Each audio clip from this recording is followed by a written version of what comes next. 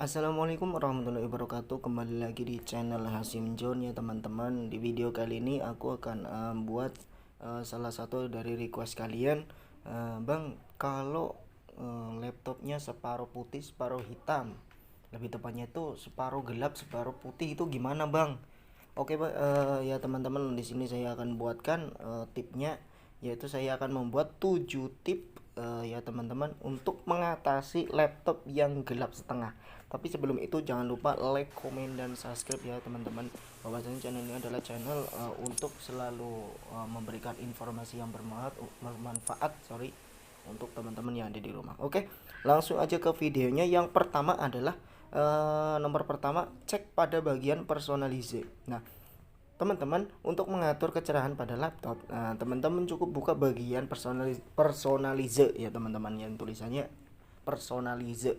Nah, terus gimana? Yang pertama itu klik pada bagian menu kanan dan arahkan kursor pada bagian personalize. Nah, dari kalian mungkin yang biasa sudah mainan laptop mungkin paham ya teman-teman di situ ya. Nah, setelah itu nanti akan muncul menu personalization yang tulisannya itu ya. Berasal dari kontrol panel teman-teman. Nah, terus setelah itu teman-teman arahkan kursor pada bagian display. Terus itu klik bagian display. Nah, di situ teman-teman akan masuk ke menu display. Nah, setelah itu pada bagian kiri teman-teman cukup klik di adjust brightness yang tulisannya itu ya. Di sana nanti teman-teman akan melihat menu power option. Nah, pada bagian bawahnya teman-teman nanti ada tulisan screen brightness. Nah, setelah itu teman-teman aturlah kursor untuk menggerakkan panah screen brightness.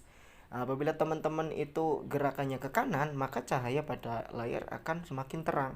Sebaliknya, jika teman-teman menggerakkannya ke kiri, maka cahaya akan semakin gelap ya teman-teman.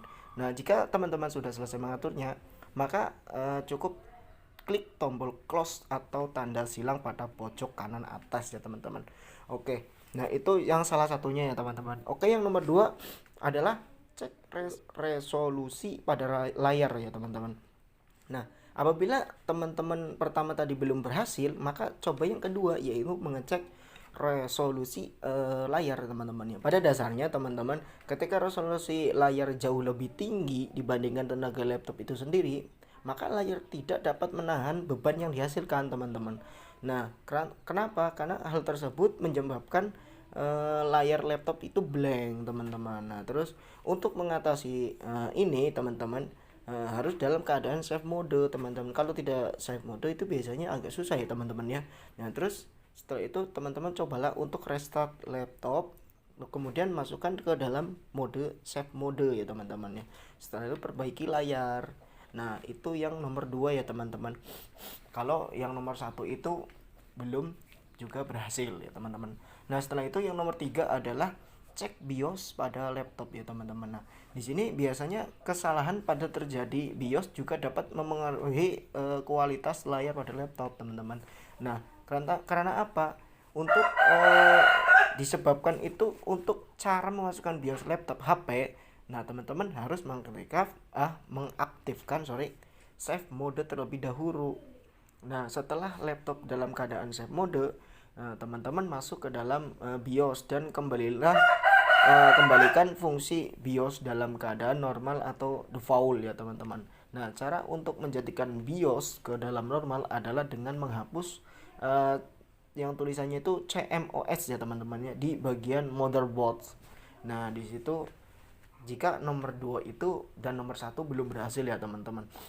Nah, terus yang nomor 4 adalah gunakan cooling pad ya teman-teman. Nah, biasanya tuh laptop itu mengalami overheat atau yang seringnya itu kepanasan ya teman-teman.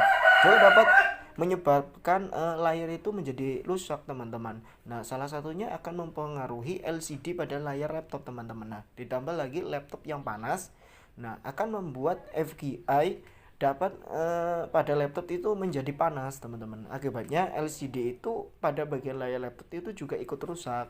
Nah, oleh karena itu teman-teman, untuk mengurangi hawa panas pada laptop, maka teman-teman harus sering menggunakan cooling pad. Fungsinya untuk cooling pad itu sendiri adalah sebagai kipas ya teman-teman, tambahan untuk mendinginkan laptop supaya laptop itu tidak overheat atau kepanasan ya teman-teman. Nah itu yang poin nomor 4 ya teman-teman. Yang nomor 5 adalah bersihkan laptop ya teman-teman nih.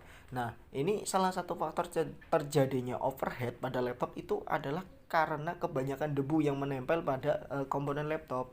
Nah, apabila laptop yang teman-teman gunakan itu sering tidak disimpan dengan baik, ya biasanya itu mempengaruhi juga teman-teman.